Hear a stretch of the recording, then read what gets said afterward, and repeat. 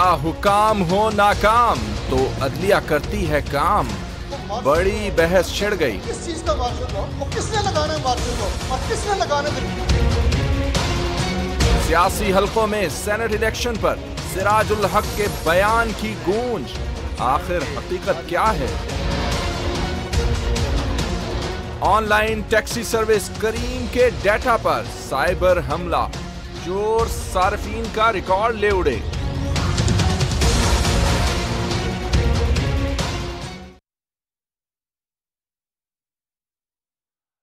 अस्सलाम वालेकुम नाज़रीन, प्रोग्राम खबर के पीछे में मैं हूं सलमान हैदर। नाज़रीन, कुछ असलूब बदलते नजर आ रहे हैं। यूं कहें कि सियासत में किसी ना किसी लिहाज से इंतजामी तौर पर भी अगर देखा जाए तो या तो असलूब बन रहे हैं या बनाने की अब कोशिश की जा रही है। सिर्फ इलेक्शन कमीशन की बात करें तो अभी तक इंतखाबी शेड्यूल आया नहीं, उससे कबल ही इलेक्शन कमीशन ने तमाम भर्तियों पर, ट्रांसफर्स पर और साथ साथ तरक्याती मनसूबों के इफ्तिताह पर अब पाबंदी लगा दी है, जिसकी माजी में मिसाल नहीं मिलती। दूसरी, सुप्रीम कोर्ट को अगर लें तो सुप्रीम कोर्ट ने तमाम सियासी रहनुमाओं, स्पेशली जो हुक्मरान सियासी रहनुमा हैं, उनके ऊपर पाबंदी लगा दी है कि उनकी ज़ाती तशहीर अब किसी किस्म की नहीं होगी। तीसरा आ गया नैब। तो नैब अब ये कर रहा है कि अब सिर्फ सियासतदान नहीं, सीनियर ब्यूरोक्रेट्स भी हो सकते हैं उसमें, रिटायर्ड फौजी भी हो सकते हैं उसमें, कारोबारी हजरात भी उनके हो सकते हैं। ये तमाम एक कम्युनिटी ऐसी है जो अपने आप को जवाबदेह तस्वुर कर रही है। ऐसे में मियां मोहम्मद नवाज शरीफ इन तमाम निशानों को सीधा सीधा अपने दिल के ऊपर ले रहे हैं। ये मामला है क्या वाकई मुस्लिम लीग नून या उनके सरबराह को निशाना बनाया जा रहा है या मामला कुछ और है? क्योंकि आज भी जो सख्त अल्फाज एहतसाब अदालत के बाहर मियां साहब ने इस्तेमाल किए, उसके लिए हम अपने रिपोर्टर से भी बात करेंगे, लेकिन कमोबेश अल्फाज का इस्तेमाल कुछ यूं था कि ये जुडिशल मार्शल से कम का दौर नहीं है। दरअसल ये सुप्रीम कोर्ट के चीफ जस्टिस की आमरीत का दौर है। नहायत सख्त अल्फाज इंट्रोड्यूस करता चलूँ। स्टूडियो में मेरे साथ मौजूद होंगे इफ्तिखार अहमद साहब, सीनियर एनालिस्ट हैं, किसी तारुफ के मोहताज नहीं। इफ्तिखार साहब से बात करने से पहले हम सीधा जानेंगे अपने रिपोर्टर हुसैन अहमद के पास, जो आज अदालत को कवर भी करते रहे हैं। जी हुसैन, बताइएगा मियां साहब ने आज किस किस्म के अल्फाज का इस्तेमाल किया? जी बिल्कुल, बहुत शुक्रिया। मैं आपको बताते चलूं कि आज एहतसाब अदालत के अंदर जो है वो कमरा अदालत के अंदर उन्होंने गैर रस्मी गुफ्तगू की थी साफियों से, और आज चूंकि मियां साहब चूंकि 10 मिनट पहले ही अदालत पहुंच चुके थे, इसलिए उन्होंने ये फैसला किया कि वो साफियों से गैर रस्मी गुफ्तगू कर ले, क्योंकि 10 मिनट रहते थे समात में। तो उनका कहना था कि मुल्क में जमहूरियत नहीं बल्कि चीफ जस्टिस ऑफ पाकिस्तान का नाम लेकर उन्होंने कहा कि चीफ जस्टिस साकिब निसार की बदतरीन डिक्टेटरशिप है और मुल्क में जो हो रहा है जुडिशल मार्शल आर्ट से कम नहीं है। और साथ साथ उनका ये भी कहना था कि मुझे सजा दिलवाने की पूरी कोशिश की जा रही है और मुझ पर मार्शल लॉ भी इतनी पाबंदियां नहीं लगाई गई जितनी अब लगाई गई। दूसरी तरफ उनका ये भी कहना था कि नवाज शरीफ की जुबानबंदी से क्या हासिल होगा। ये मुल्क जो है 20 करोड़ आवाम का है और पाकिस्तान की रियासत को ख़राब किया जा रहा है। आए रोज़ फैसले दिए जाते हैं जो किसी की समझ में नहीं आते। चीफ जस्टिस ऑफ पाकिस्तान जो हॉस्पिटल का जो दौरा करते हैं, उस हवाले से भी उन्होंने बात की। उनका कहना था कि रोज़ जो है वो अस्पताल चेक करते हैं, आलू मटर का भी पता किया जाता है, और ये इन चीज़ों का पता नहीं करते कि अदालतों में, मातहत अदालतों में कितने मुकदमात जो हैं वो ज़ेरे इंतवा हैं। 20-20 साल से जो है वो फैसले नहीं हो रहे, और किसी मजलूम के घर भी जाएं जिसके मुकदमे का 20 साल से फैसला नहीं हुआ। ये आज की अहम बातें थी जो साबित। आज फौज को जो तनकीद बनाते थे हमेशा से हर स्टेटमेंट पर, आज फौज बच गई। जी बिल्कुल, आज 10 मिनट पहले ही आ चुके थे साबिक वज़ीर आज़म, और काफ़ी आज वो दिफाई जरहाना अंदाज में वो दिखाई दिए। और आज तो बल्कि उन्होंने खड़े होकर जो है वो साफियों से बातचीत की, बल्कि जो पहले हमने देखा कि वो आकर बैठते थे, बैठकर बात किया करते थे, लेकिन आज वो काफ़ी देर खड़े रहे और खड़े होकर साफियों से जो है वो काफ़ी देर तक जो है वो गैर रस्मी गुफ्तगू करते थे। बहुत शुक्रिया हुसैन, आज हमें अपडेट कर रहे थे। हुसैन, आपको हम दोबारा भी थोड़ी देर बाद लाइन पे लेंगे। इफ्तिखार अहमद साहब के पास जाने से पहले आज जो मियां मोहम्मद नवाज शरीफ साहब ने एक बार फिर से इल्ज़ामात लगाए और कह दिया कि जुडिशल मार्शल आ नहीं रहा, उसका टेक्निकली निफाज हो चुका है। सीजे साहब ने जब गुफ्तगू की, उनका क्या कहना था, आइए वो सुनवा दें। वो मार्शल लॉ किस चीज का मार्शल लॉ और किसने लगाना है मार्शल लॉ और किसने लगाने देना मार्शल लॉ। हम किसी जुडिशल मार्शल लॉ का तस्वुर ज़हन में है, ना आइन में है, ना कानून में है। किसी ये दिल की ख्वाहिश उनके अपने इख्तरा हो सकते हैं। पता नहीं शनानिगन्स हैं क्यों लोगों को इस तज़ब्ज़ुब पे और इस कैफियत पे डालने की इस्तराब में कोशिश की जाती है। अल्लामा इकबाल का तस्वुर और कायदे आज़म का तस्वुर सिर्फ जमहूरियत थी।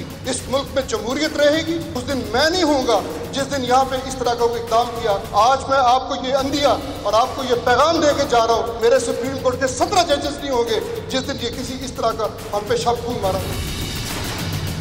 ये भी अपने ज़हन से को निकाल दे कि सुप्रीम कोर्ट कोई जुडिशल मार्शल लॉ के लिए कुछ उसके ज़हन में, बल्कि इस तरह की कोई चीज़ आइन में मौजूद नहीं है और हम मावराए आइन कुछ करने के लिए तैयार हैं। अब आपके हकूक़ के लिए लड़ेंगे और जिस दिन हमने ये महसूस किया कि हम इस हैसियत में, इस ताकत में नहीं रहे, फिर जॉब नहीं करना चाहिए।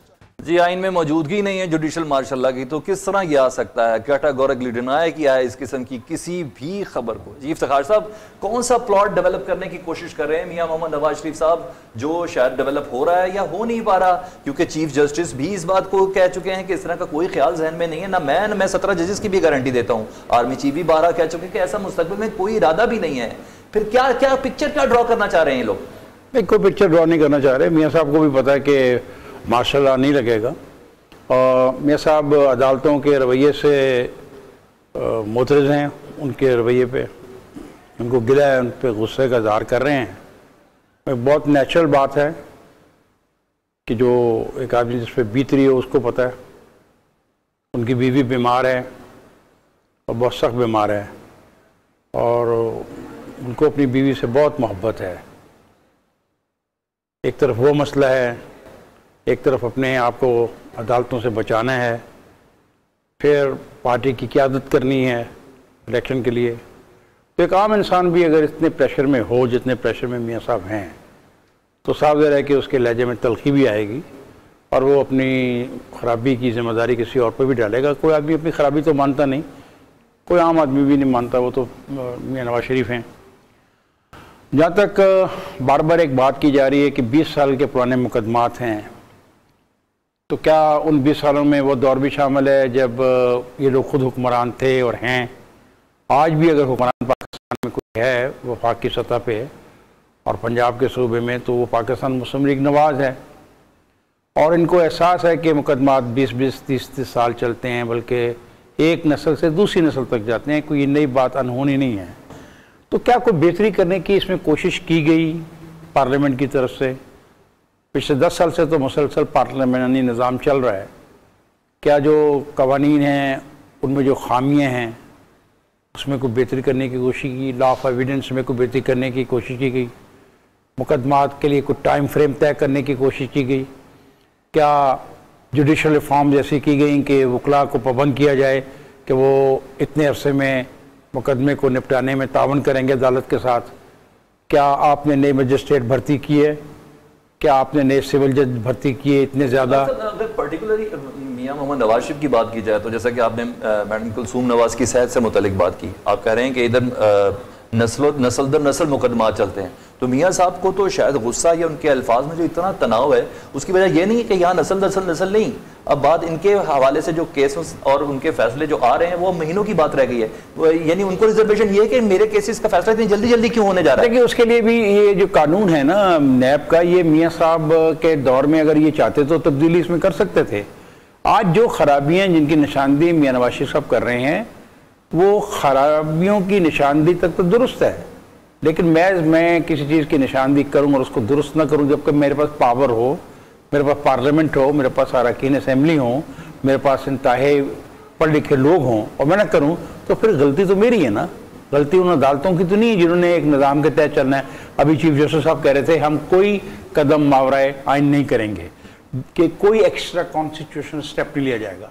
अब वो जो कुछ कर रहे हैं 184(3) की जो बात है, जब 184(3) इफ्तिखार साहब इस्तेमाल कर रहे थे और एहसास हुआ था कि शायद वो एक जुडिशल एक्टिविज्म का इजहार कर रहे हैं, तो इस मौजूदा पार्लियामेंट को 184(3) को स्टडी करना चाहिए था और उसमें इफ एंड बट्स लगा देने चाहिए थे।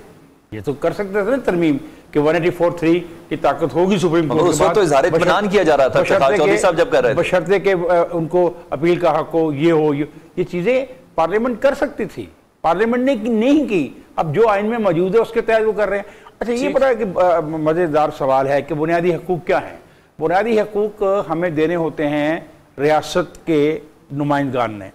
हम अपनी तमाम आज़ादियाँ जो हैं रियासत के हवाले कर देते हैं, फिर रियासत हमसे वादा करती है कि मुझे प्रोटेक्ट करेगी जुल्म से, गुर्बत से, बेरोजगारी से, जब वक्त होता है अगर उनके हक में हो तो उस वक्त एंजॉय करते हैं और जब बाद में हो तो तनकीद करते हैं। इफ्तिखार साहब, अमार साहब हमारे साथ मौजूद है, सीनियर जर्नलिस्ट है अमार मसूद साहब। अमार मसूद, बहुत शुक्रिया आपके वक्त का। अमार, आप भी इसी पैराए पे मियां मोहम्मद नवाज शरीफ के गुस्से को देख रहे हैं कि बेगम कुलसूम नवाज लंदन में है, शदीद दलील है, शायद उसकी वजह से थोड़ी खिफ़त है कि जाने की इजाज़त नहीं मिलती, हालांकि वो जा भी रहे हैं, और सिर्फ मुस्लिम लीग नून को ही लग रहा है कि अदालती फैसले उनके खिलाफ आ रहे हैं या एहतसाब उन्हीं के खिलाफ हो रहा है और दीगर सियासी जमातों का नहीं हो रहा, या आपके कुछ और टेक है आपकी? मेरे ख्याल में बिल्कुल ऐसा नहीं है। इफ्तिखार साहब की बात से इस हद तक जरूर इत्तेफाक किया जा सकता है। इससे सियासतदानों के बहुत से काम ऐसे करने को थे जो उन्होंने नहीं। मैं सिर्फ ये सवाल करना चाहता हूँ कि फर्ज करें वो कानून में वो तमाम तब्दीलियां कर लेते, वो आईनी चीजें ऐड हो जाती, वो अदालतों का निज़ाम बेहतर कर लेते, तो क्या आप समझते हैं कि इस वक्त मुल्क में वोट की इज्जत और हुर्मत होती? क्या सियासतदानों के साथ ये सलूक ना हो रहा होता? इस मुल्क की तारीख ने हमें बहुत से सबक सिखाए, जिसमें एक सबक ये भी है कि हमने अपनी जमहूरी हुकूमतों को, जमहूरी हुक्मरानों को हमेशा तज़हीक का शिकार करना है। यही वो एहतजाज है मेरे ख्याल में मियां नवाज शरीफ साहब कर रहे हैं। ये जरा देखना चाहिए कि सिर्फ मियां नवाज शरीफ साहब नहीं कह रहे। अभी पिछले दिनों असद उमर साहब ने भी इस तरह की स्टेटमेंट की है, बिलावल भुट्टो जरदारी ने भी कुछ समझ नहीं आ रही क्या कह रहे हैं, और मियां नवाज शरीफ साहब ने भी इसी तरह की बात की है। इसका मतलब है कि ये तीन पॉलिटिकल पार्टी इस जुडिशियल एक्टिविज्म के शदीद खिलाफ है। हमें इस बात को जहन में रखना चाहिए कि दुनिया भर में किसी भी जज का कॉन्डक्ट क्या होता है। कभी भी कोई सुप्रीम कोर्ट का चीफ जस्टिस इस तरह जाकर अस्पतालों में, गलियों में और स्कूलों में जाके छापे नहीं मारता। जज का कंडक्ट बड़ी सीक्रेट चीज होती है। जज अखबार भी नहीं पढ़ सकते, मोबाइल फोन भी नहीं रख सकते, तकरीबात में भी नहीं जा सकते, और अगर आप जाएंगे अवाम के दरमियान जाएंगे, अपने कंडक्ट को छोड़ेंगे, तो फिर अवाम भी और अवामी नुमाइंदे भी आपके ऊपर सवाल कर सकते हैं। शीशे के घर में रहकर लोगों को पता। अच्छा अमार, अवामी नुमाइंदे तो सवाल करे, अवाम कोई सवाल नहीं कर रही। तालीम यकसा तालीमी निज़ाम नहीं है, तालीमी महकमों का क्या हाल है, स्कूल कॉलेज यूनिवर्सिटी का क्या हाल है, अवाम को पता है। जुबान ज़द-ए-आम नहीं हुआ। अस्पतालों का क्या हाल है, जिसका मरीज अंदर हो उसको जरूर मालूम होता है, जुबान ज़द-ए-आम नहीं हुआ। मेरा जहां तक ख्याल है, या आमतौर पर लोग ये कह रहे हैं कि जो पब्लिक की जो फीलिंग्स हैं यानी प्रॉब्लम्स हैं उसको आवाज मिल रही है, तो आप कह रहे हैं अपनी डोमेन को क्रॉस कर रहे हैं। अच्छा, दो बातें हैं। पहली बात यह है कि लोगों को अगर आवाज मिल रही है तो अस्पताल जाने से क्या अस्पताल ठीक हो रहा है? बिल्कुल भी ठीक नहीं हो रहा। अस्पताल की अबतर हालत के सिर्फ टिकर चल रहे हैं, मीडिया हाइप क्रिएट हो रही है। ये जो चीजें ठीक करनी है ये अल्टीमेटली एग्जीक्यूटिव का काम है। दूसरी बात, एक बात मैं कर दूं, ये जो आपने तालीम के शोबे की बात की, अभी यौम इकबाल के मौके पर लाहौर पे चीफ जस्टिस साहब ने जो खिताब किया उसमें एक जुमला ऐसा था जो आपके रोंगटे खड़े कर देता है। उन्होंने कहा कि मेरे लिए सबसे ज्यादा अहमियत तालीम की है। तालीम बहुत अच्छी चीज है, लेकिन कोई मुझे ये बता सकता है कि इस मुल्क में इंसाफ की अहमियत किसके लिए सबसे ज्यादा है? हमने इंसाफ का फरीजा तो चीफ जस्टिस को सौंपा था, स्कूलों की जिम्मेदारी। तो इंसाफ कर तो रहे हैं वो, चाहे पीटीआई हो, चाहे नून लीग हो, चाहे पीपल्स पार्टी हो, सारे जवाब दें। नून लीग का जो केस था हुदैबिया वाला, वो उनके खिलाफ किया फैसला या उनके हक में फैसला किया? जी वो तो उनके हक में हुआ ना। अच्छा, तो वो हक में किया तो कोई बोला नहीं। अब एक बुरे फैसले आने की तवक्को है तो अदलिया बुरी है। अमार साहब, मैं आपसे एक सवाल करना चाहता हूँ एज ए पाकिस्तानी, अगर रियासत डिलीवर नहीं करती तो क्या मार्शल लॉ लगना चाहिए? बिल्कुल नहीं लगना चाहिए। अच्छा, अगर मार्शल लॉ नहीं लगना और रियासत डिलीवर नहीं करनी तो एक दरमियानी रास्ता है 184(3).